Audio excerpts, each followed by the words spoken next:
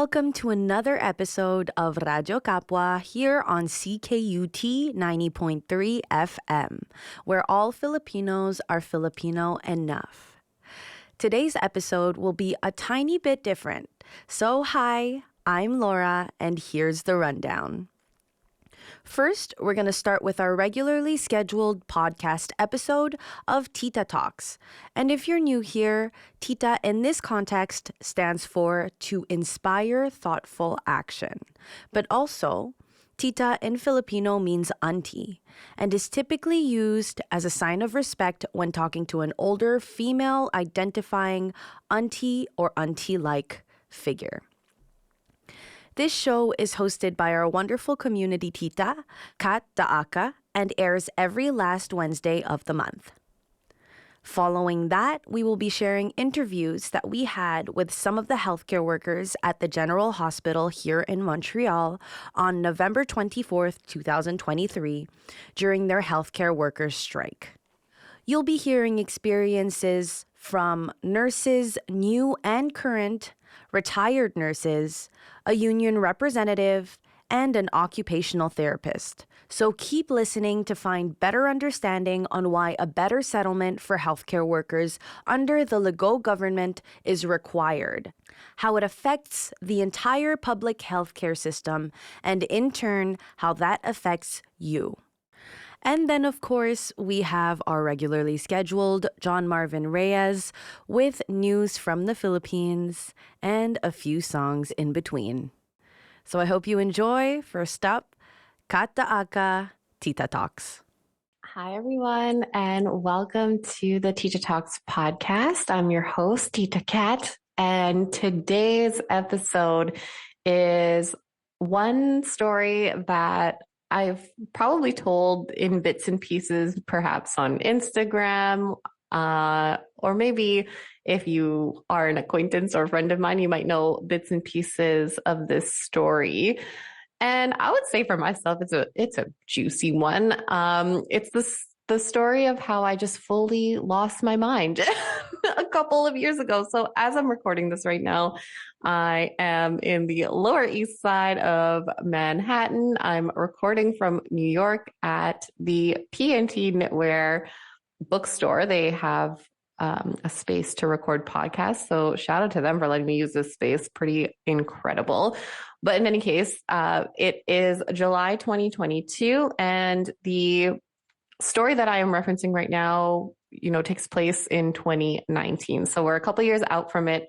And again, I think there hasn't really been a time and space and place for me to maybe tell more of this story of how I just fully lost my mind in 2019 and how a lot of change happened and a lot of things in my life fell apart and came together. And really, it brought me exactly here. It brought me here to this city. It brought me here in front of you, my listener, in this podcast. So one of my, most pivotal and transformational times of my life, really a lot of things changed in 2019. And I have a lot of love and gratitude for that time in my life and for who I was in those moments. And I'm excited to get into it and share kind of the process that went into it and all of the pieces and things that fell into place after the fact. So, just to give you a little bit of background, I have spent, the last decade in very corporate spaces. I was a buyer for most of my career. So I worked in supply chain management. And, as the podcast progresses, I'm certain we will talk a lot more about supply chain and purchasing and sourcing because I'm just kind of a huge nerd on that. So unfortunately for you, that's going to be sprinkled in regardless of if you want it or not, because that's what you get when you're here with me in the podcast and also in real life. So yeah, like I said, I've spent the last decade or so in very corporate spaces. I completed my Bachelor of Commerce honors degree. I went on to complete a designation in supply chain. I have, a ton of education under my belt, jumped right into school. I've always been someone who's worked, 40 hours a week in a full-time job plus a part-time job. And it's very much a result of like my family and my culture and my upbringing. I have a family that works so hard. I have a mom and a dad and a sister, and honestly, even my grandma. Like everybody works two jobs, everybody hustles, everybody grinds. And that was just kind of the environment I've always been in. So that's kind of the pace in which I always moved. Like pre-pandemic, 2019 and before, I was used to like a 16-hour day. Like I didn't even flinch at the thought of that. Okay, here's an 8-hour day at work. Here's my part-time job. Here's all my volunteerism. And I was just go, go, go, go, go all of the time. And I didn't really have a time or space to think or feel, right? So what's interesting about that is in 2019, when I talk about fully losing my mind, I think I just got to a place where I almost slowed down enough to hear myself. And, I really maintain that I've had a really, really good life. Like nothing in my path is anything that I regret, or I wouldn't change a thing in how my life unfolded, because again, I really believe that I'm just exactly where I'm supposed to be all of the time. But something in me just kind of just changed. To provide a little bit more background, even just on myself, like I'm the youngest in my family. I've got an older sister and my parents. I've always had a grandma. I've been so fortunate to grow up with grandmas. So I've always been kind of the baby in my family. So both in my immediate family, I'm the bunso. So in Tagalog, bunso means youngest child. So, often babied, often spoiled. And even in my extended family, like my cousins too, like I am also the youngest there too. So, in that way, I've always been kind of this really good kid. Other people kind of looked at me as like, oh, look at this, look at Kat. She's doing all of the right things. She's so obedient and so quiet. She follows the rules.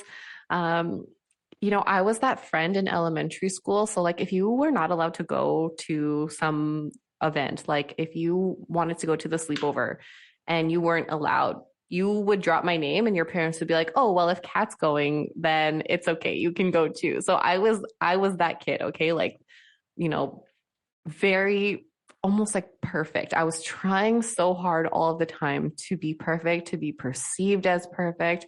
And back then I didn't even realize that that was the case. Like that's just how I was raised. Like that's what was celebrated. And, a lot of times I would do things for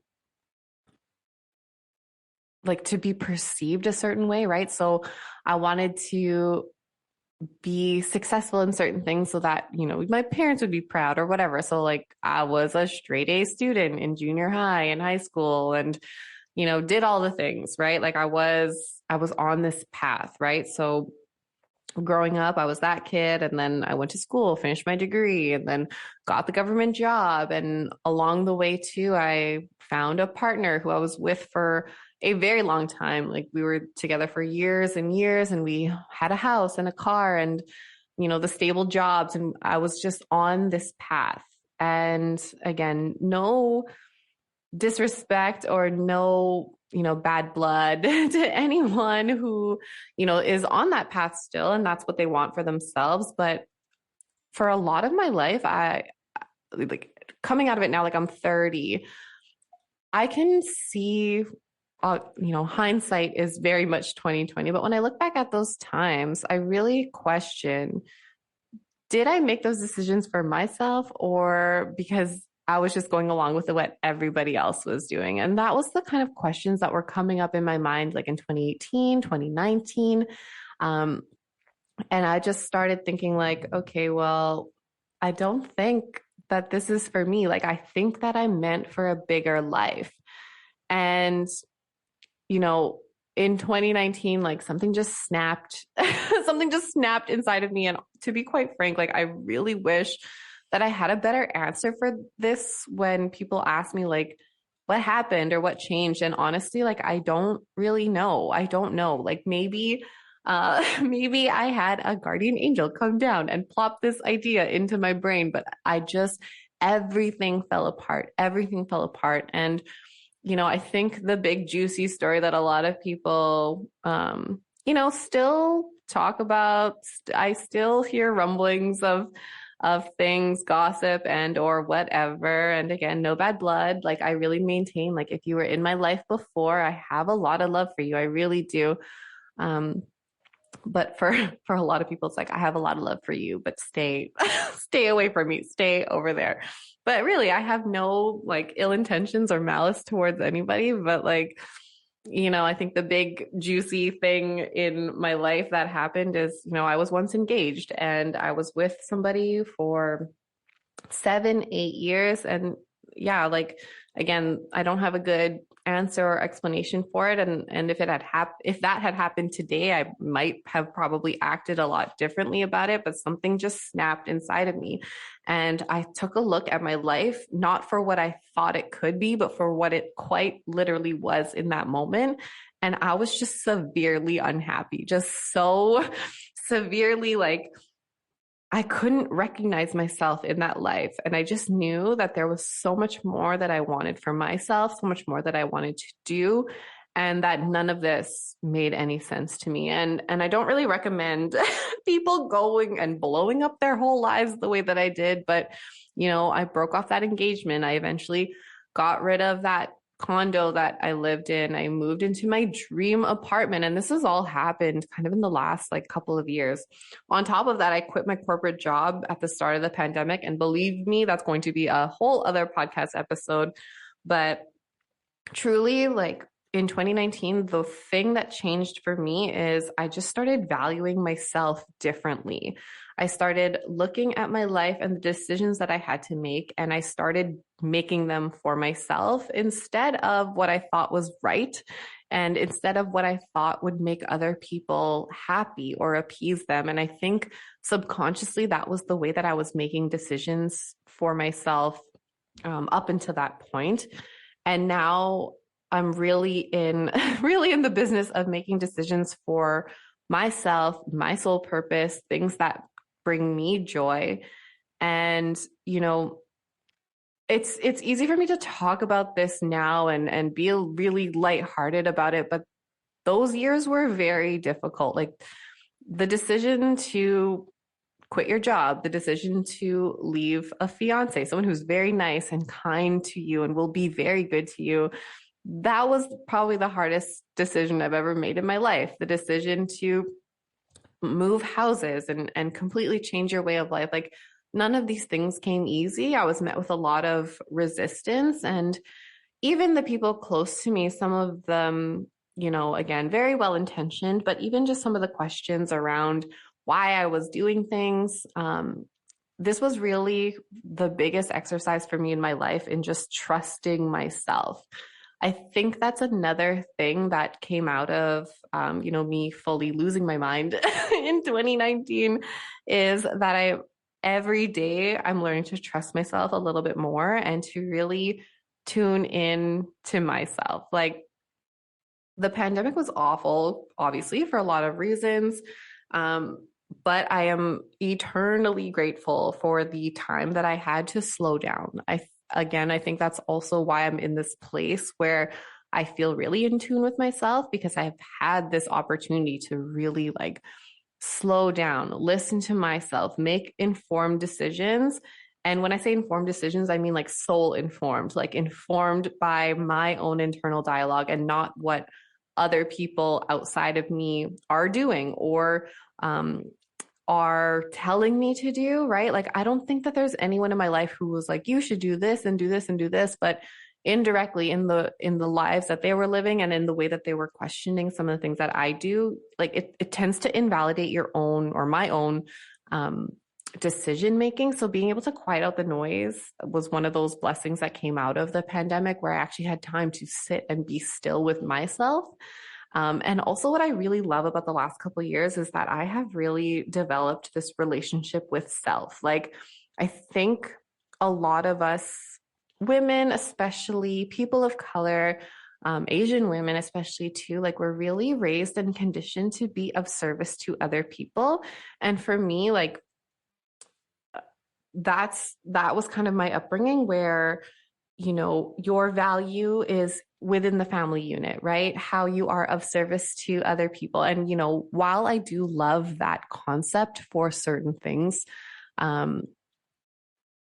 I tended to not even listen to myself and completely default to what other people needed. So in the last couple of years, I've really grown a stronger relationship with myself, and I'm so thankful for that. But yeah, the decisions that I had to make in those years, and even up until this point now, they're not easy, but it's with that relation to myself, that relationship that I have with myself.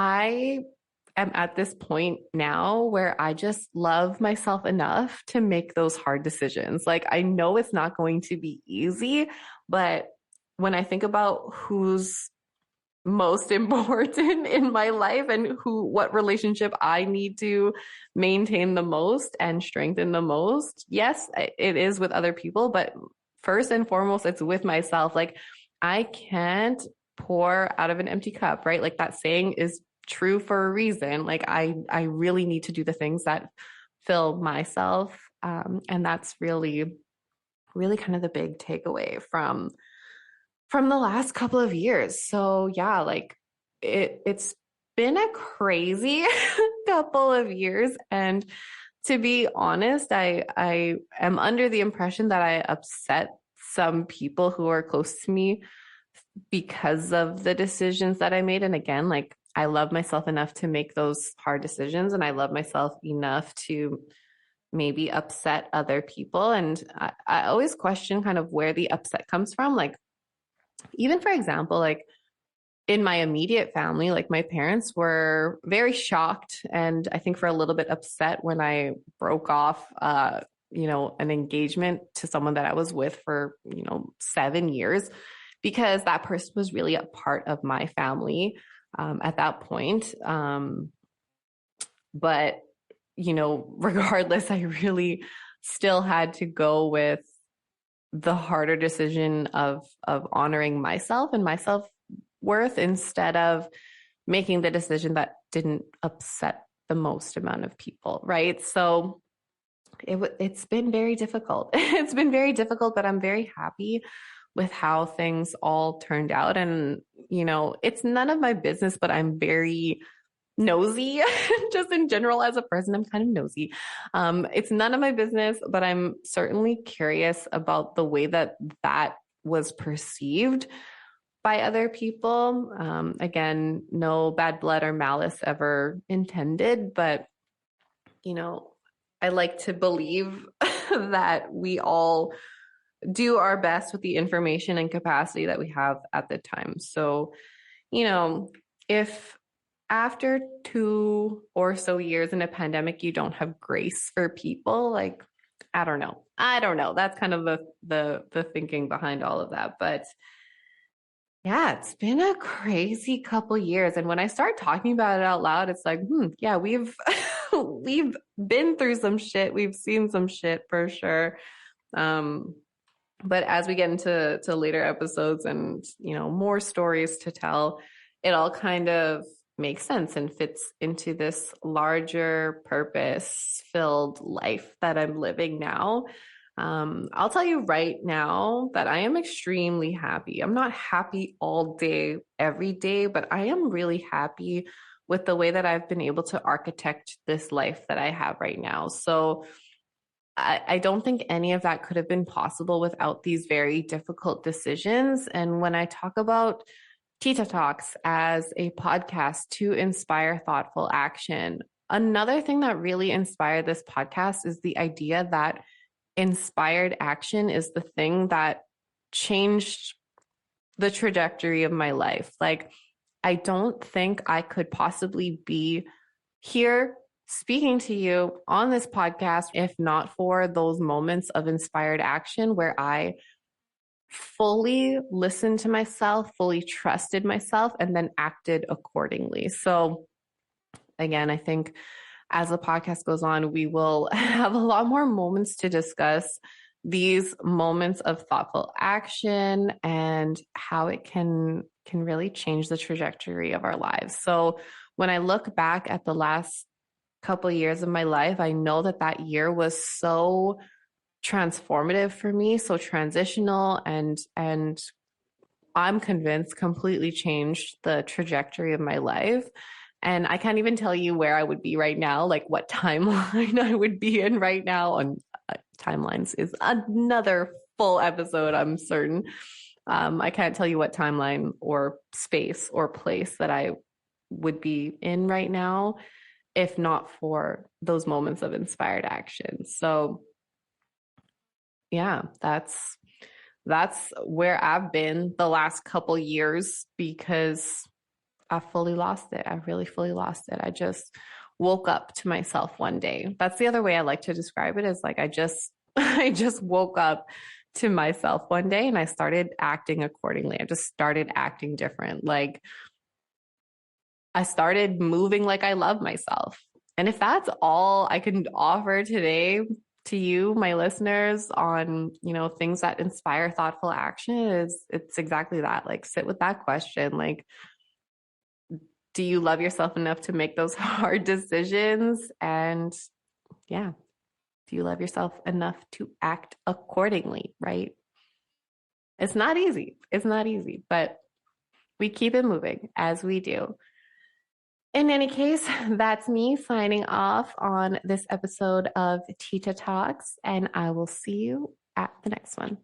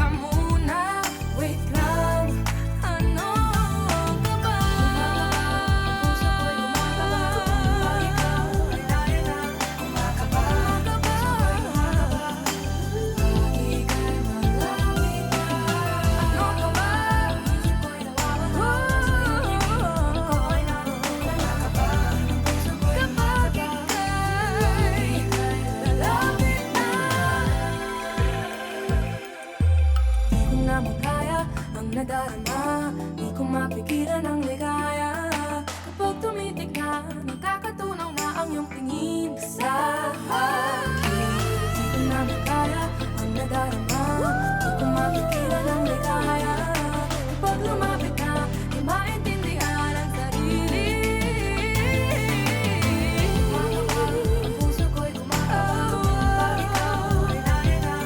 Kumakaba, ang puso ko'y kumakaba, kumakaba. Ika'y isip ko'y nawawala sa iyong tingin. Ako ay natutulala. Kumakaba, kumakaba, kumakaba.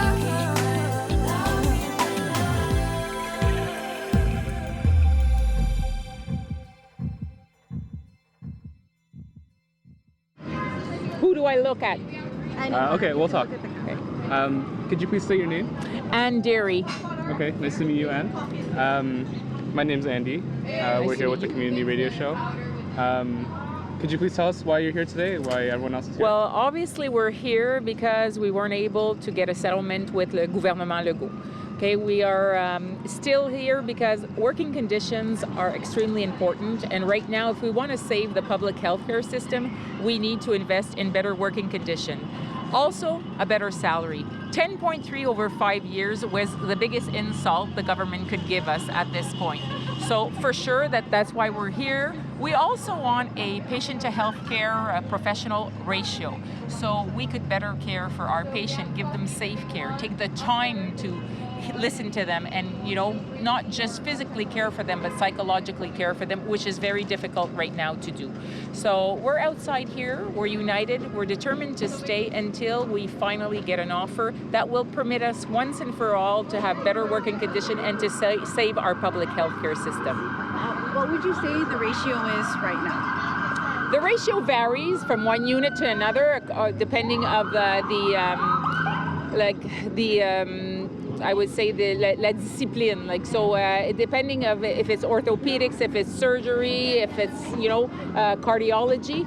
But the ratios right now, because we are so short-staffed, we cannot recruit, we cannot retain. We have some retirees that are coming back, but they would have stayed. They wouldn't have retired if the conditions would have been better. So right now it's very hard to say what are the ratios. We would like 1-4, but we do not have 1-4. We have 1-7 some days. It could be 1-8 when there's some sick calls and they're not replaced, which puts the care of the patient sometimes in a precarious situation.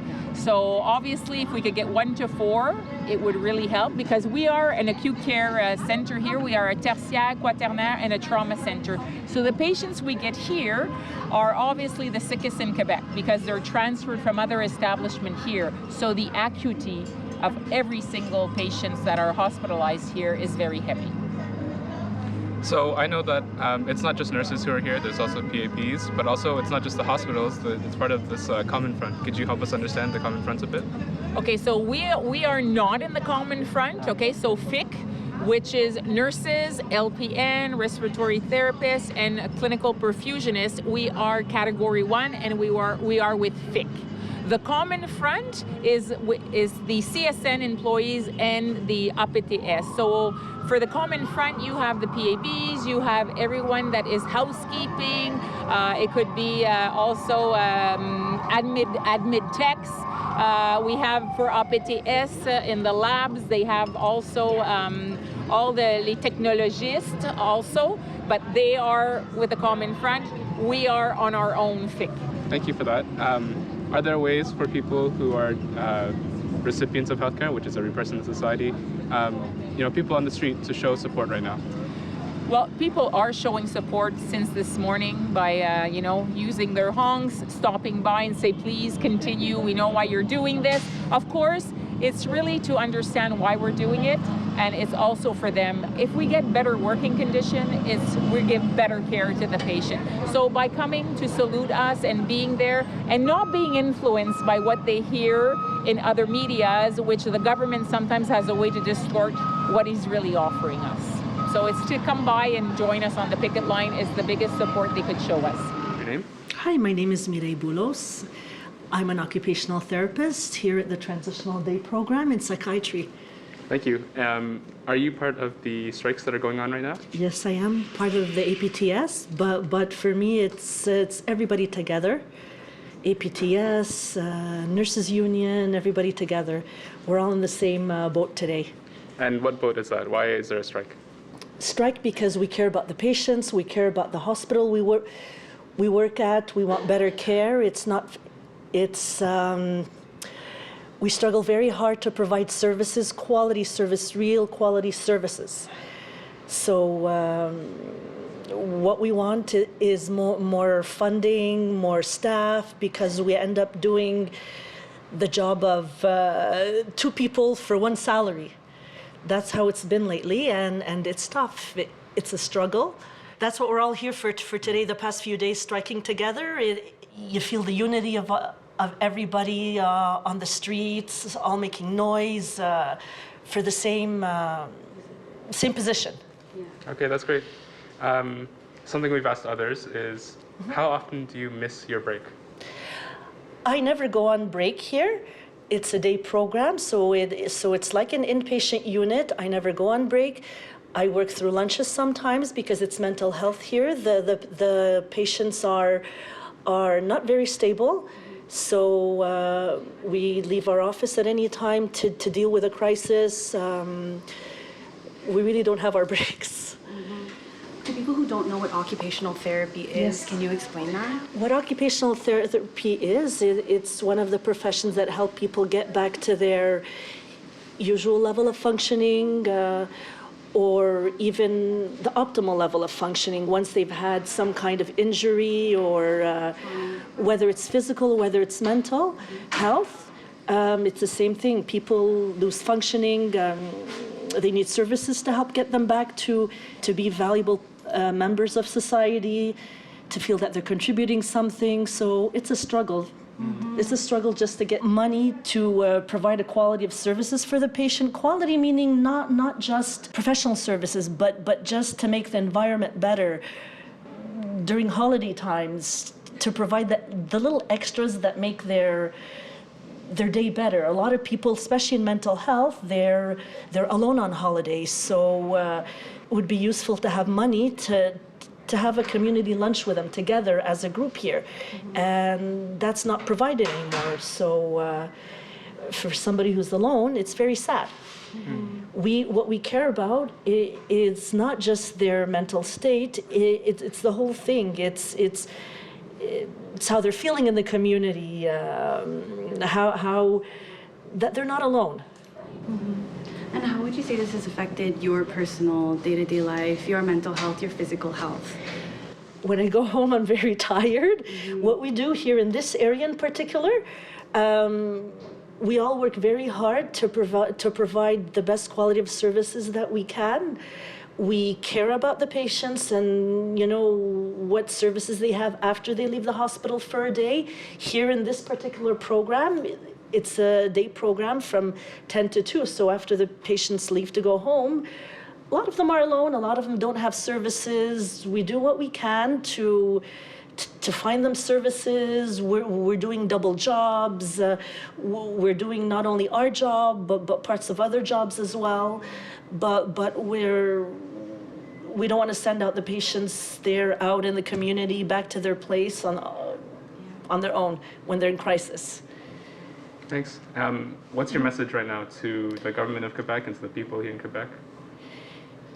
To invest money into quality care, quality of services where it counts.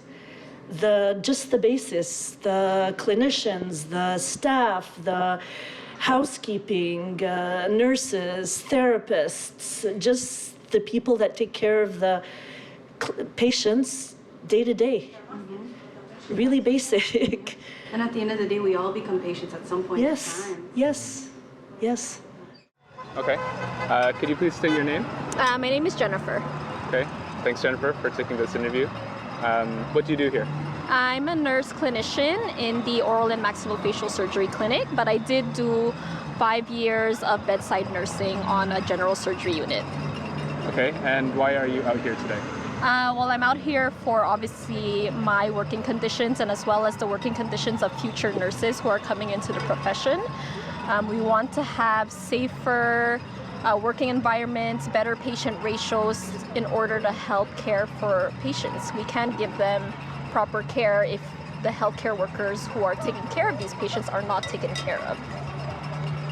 When you say working conditions, can you give us some examples of what you're experiencing here? Well, it's been a while since I've been at the bedside, but obviously there's not enough staff to take care of patients, so patient to nurse ratios are much higher. Back when I was nursing, it was like 1 nurse to 5 patients on a general surgery unit, and now I think it's even higher now sometimes. So let's say you're doing the job of 2 nurses. Yeah, sometimes you're doing the job of like 2 nurses, or sometimes you're probably not even able to give the appropriate care to your patients within the span of your shift. So it sucks. You know, you have to cut corners in places that maybe you shouldn't be cutting corners. You know, it's just nurses are tired, they're working overtime. It makes it more at risk for a nurse to make a mistake during their care as well. So it's, you know, it just sucks for patients and for nurses to be in this position. How often have you found yourself taking a break later than you should? Often. Yeah. Almost. When I used to work at the bedside, it was sometimes you would work a 12-hour shift and you didn't even have time to even go to the bathroom.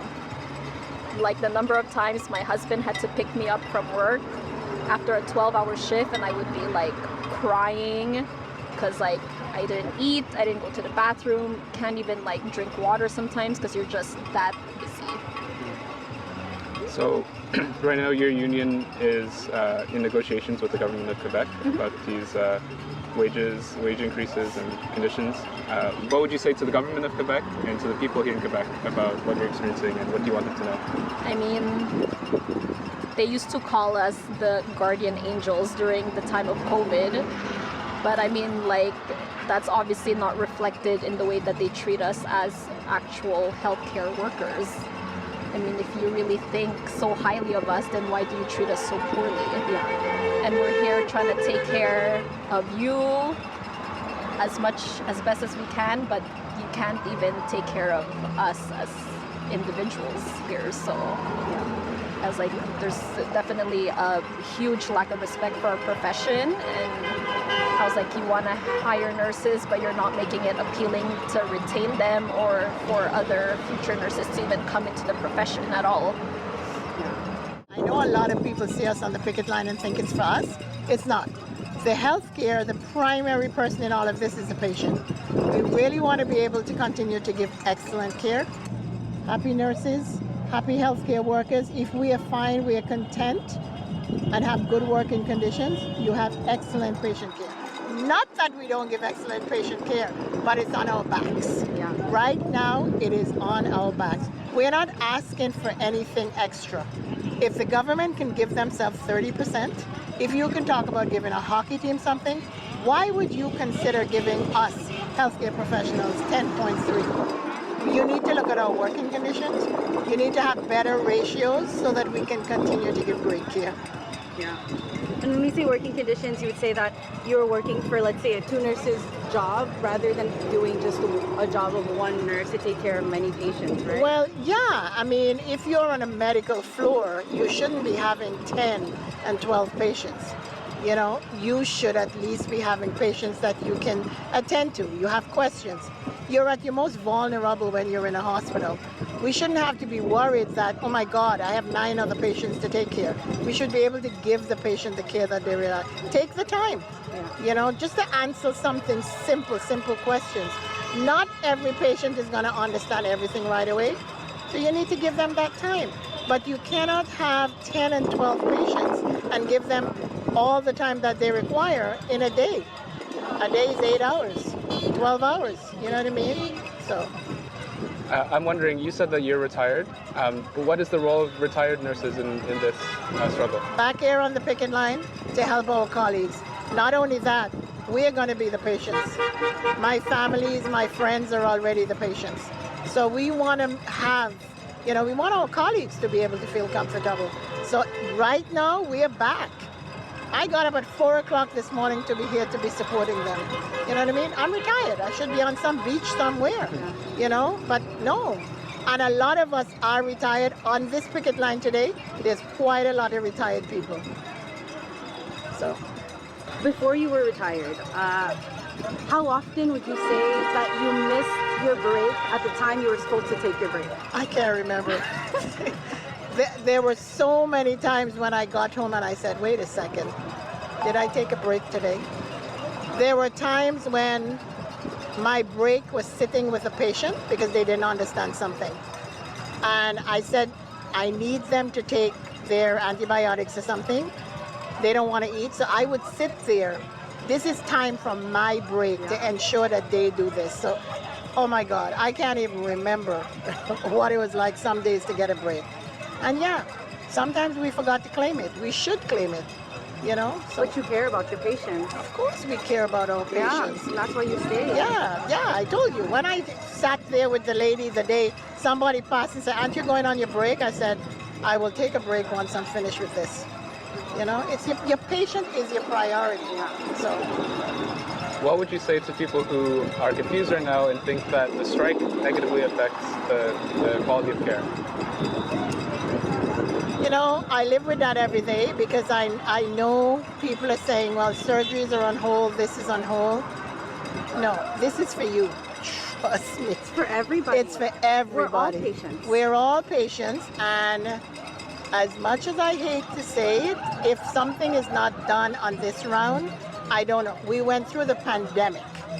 Pre-pandemic, we were talking about working conditions. The pandemic happened, and now we're begging you. We're begging the government to do something. The healthcare is in a crisis. Not everybody can afford to go to a private clinic. The majority of us still need to go to the hospital. And even if you go to a private clinic and have surgeries, a lot of them still end up here. You know? So. My question is, you said that you've been here for just such a short time. Yeah. What have you already seen that makes you believe in this and makes you want to be out here with everyone else? Oh, well, it's definitely that the nurses, you know, they do everything in their power to help and to service all the clientele as best as they can. But there's an overload of work, of patient ratios to the nurses. You know, the amount of patients that the nurses need to try to take care of. They barely have 2 minutes to visit somebody, to go from room to room, to be able to complete their whole job and their shift. It's just, sorry. It's a lot, yeah. Yeah, it's definitely a lot. It definitely takes a huge toll on everybody. The work-life balance. I mean, it's impossible not to take this home with you every day when you go home.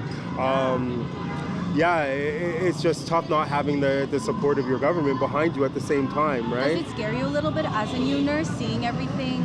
To be completely honest with you, coming in, being a brand new nurse, I mean, my love for wanting to help people will always remain there. So no matter what, I'm going to tough through it, I'm going to be there. But the questions that flow through your head, can I financially survive doing this as my career for the rest of my life, is something that comes into play every day. And mentally as well, right? Absolutely, absolutely. Right, to come into work every day and to take the job of 2-3 nurses who should be there here you but go. aren't here. Absolutely. And then, you know, we're dealing with people's lives. We're dealing with, you know, people's well-being. Yeah. The more, in one sense, we fatigue ourselves by taking on additional workload on top of the workload we already have, to be honest, the less effective our care will be for each additional patient that we go to see. And if you look at it this way, I mean, for the world to function, for the city to function, this is like one of your number one places and things that you need. In order for you guys to do your job every day, you need to stay healthy. And if ever you fall ill, where do you go? You come here to see us so we can try to help you out to get you back on your feet as quickly as possible so you can return back to your normal everyday life, so you can continue to make your living and your earnings, right? We're just looking for a little bit of support so we can do the same, so we can survive and we can live too. That's it. Thank you, Derek. No worries, So much. no worries, definitely. Cool. Thank you for agreeing to take this interview. Could you please state your name? Sandra Cito. Okay, Sandra, nice to meet you. Can you tell us what's going on here today? I'm a nurse, retired, and we are right now striking because the government is being inflexible. We're trying to have better working conditions, better salaries, because in the end, this is the only way we can retain and attract healthcare professionals to come back to work here instead of going to the private. Okay, thank you. I heard that it's been quite a while since there was an increase in the salaries for nurses. Could you tell us more about that? We accepted a small salary increase during the COVID time. The government had told us that they had no money, and after we signed the contract, they started throwing all these premiums at us. 2,000 if you work 4 consecutive evenings, 4 consecutive weeks of evenings. The same thing if you work consecutive nights. They gave contracts if you stayed with work full time, 15,000. All of these were premiums. That's not part of our retirement. It's not part of anything, and it's premiums that can be removed at any moment. This is more of an opinion question maybe, but why do you think this is happening? There is no respect for the youth, for the education, and they have no respect for the older people, for our health care. So it's only in between the people who are productive and working who are the only ones that they're looking at, and including themselves. But for everybody else, because healthcare in the end is really for anybody, and all, especially our elderly. The elderly need the healthcare. But they're also not paying attention to our education for the young people. Okay, thank you. And do you have any last things that you would like to say to people who are listening? I hope the people are going to think twice before they vote for CAC again. Thank you very much. Thank you so much. Artists have a choice. You can serve your own interests, you can serve the interests of the oppressor, or you can serve the people. Art has the ability to take the most complex concepts, imperialism, capitalism, globalization, neoliberalism, and break it down in a way that regular folks can comprehend. And it is regular folks, the working class, that will be the vanguard of true and meaningful change. How you showing love to the revolution? Fist in the air for years of persecution. For revolutionaries that were executed. I'm here to inspire you cause you're the next to do this. Madam reppin' New York like you're from Massachusetts. I don't wanna hear nothing about the drugs you're using. Now I gotta think about the foods we're consuming. Pesticides on the fruits, breathing in this pollution. Got a daughter, I'll catch a body before I could lose it.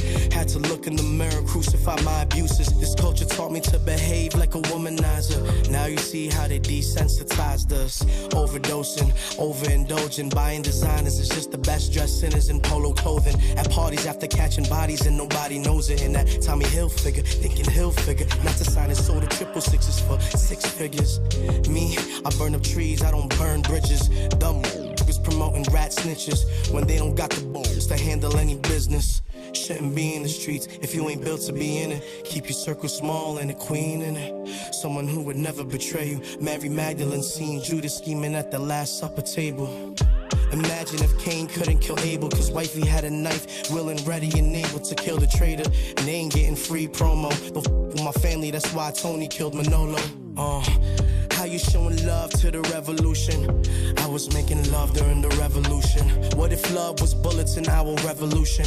By listening, you're showing love to revolution. Said, what if love was bullets in our revolution? Would you rebel with me? Take our enemies to hell with me, busting these shells with me. Love is part of being human. Fists up for the revolution. How you showing love to the revolution? I was making love during the revolution. What if love was bullets in our revolution? By listening, you're showing love for the revolution. Said, what if love was bullets in our revolution? Would you rebel with me? Take our enemies to hell with me, busting these shells with me. Love is part of being human. Fists up for the revolution. Our people hold the world's record for the longest revolution. There hasn't been a single time in the past 500 years of our history in which we have laid down our arms in defense of our land and our resources. So by virtue of being Filipino, whether you like it or not, you have been tasked with the responsibility of advancing our people's fight for a future built on a just and lasting peace. Anything less would be a dereliction of duty. Magandang hapon sa inyong lahat. Good afternoon, everyone. My name is Marvin Reyes. I am a youth leader and community organizer here bringing you important news back home in the Philippines. The article is from Reuters with the title, Drug War Critic Walks Free After Philippine Court Grants Bail. A fierce critic of former Philippine President Rodrigo Duterte's bloody war on drugs walked free on Monday after a court granted her bail nearly 7 years after she was jailed on criminal charges she always denied. Leila de Lima, 64, faced various charges in 2017 within months of launching a Senate inquiry into Duterte's brutal anti-narcotics campaign in which thousands of users and dealers were killed by police in mysterious circumstances. Free at last, de Lima told reporters and supporters at a press conference shortly after her release from the prison. Though it took too long, I never lost faith that my inevitable freedom will come, she added.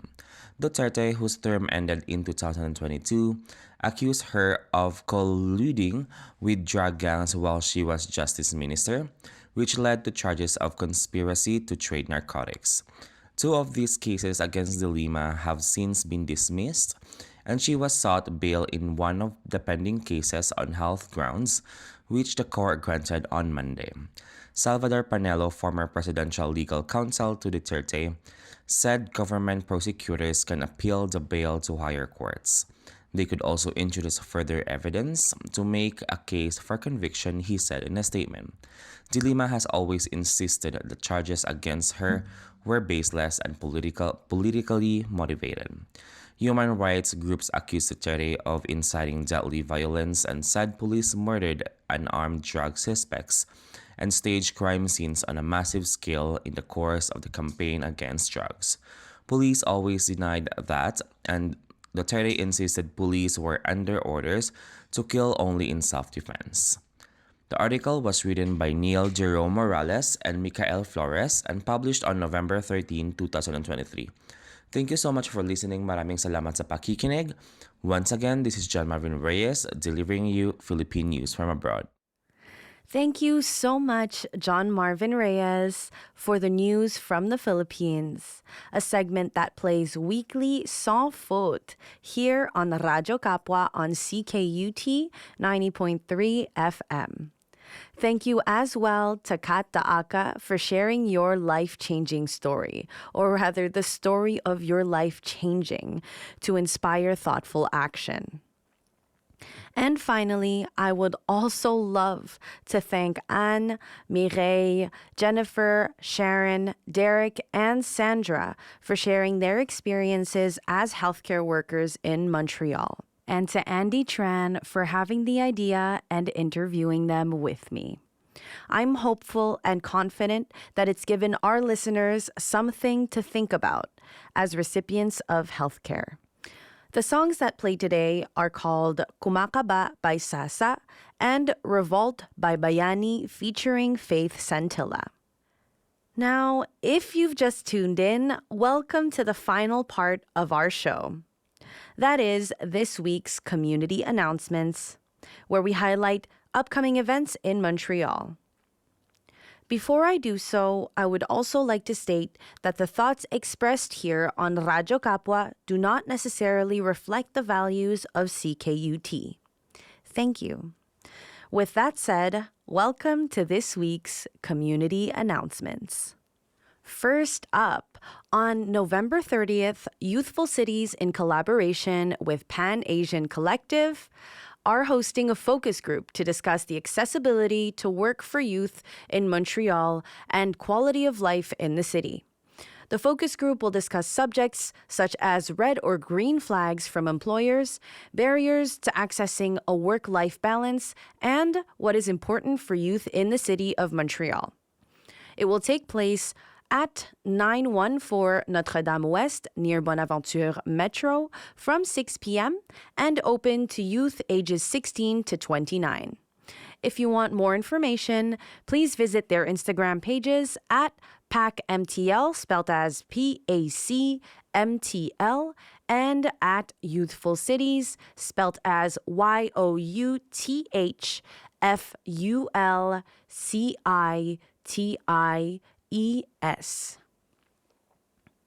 Next up on December 2nd, Jeunesse Quartier Chinois and My Chinatown MTL are organizing a sign-making activity in collaboration with Chinatown House that is located at 1088 Rue Clark, where all materials will be provided.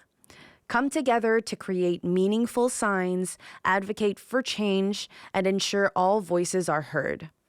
If you're interested, please make sure to visit their Instagram page at Jeunesse Quartier Chinois, spelled as Jeunesse JEUNESSE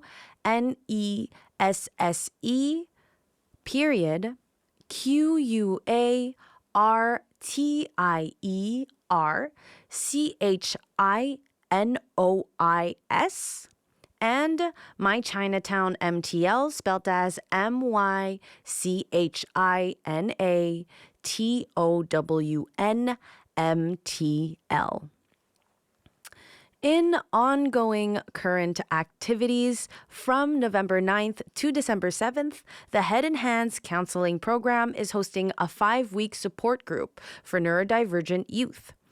This space will be facilitated by Noah of Alter Ego, who will hold space for conversations surrounding your personal experiences, provide some helpful psychoeducation when needed, and encourage skill sharing. If this interests you, please make sure to confirm your presence by visiting their Instagram page at head_and_hands, spelled as HEAD_AND_HANDS. P.S. This group will be open to new arrivals throughout the 5 weeks. Participation is completely free, and snacks plus STM/bus metro fare tickets will be provided each evening. Lastly, please keep your December 9th available and stay tuned for one of the last activities that Centre Kapwa has to offer for the year. That being said, if you have not followed our Instagram page, it will be on at Centre Kapwa, spelled as CENTREKAPWA. Centre Kapwa, without whom Radyo Kapwa would cease to exist. So thank you to the ates, thank you to the founders, thank you to the ate founders, and that is all from me. This has been Laura from Hiraya Productions from Centre Kapwa, and thank you for listening. See you on the next episode of Radyo Kapwa, airing every Wednesday from 2 to 3 p.m. here on CKUT 90.3 FM. With that, I wish you mabuhay.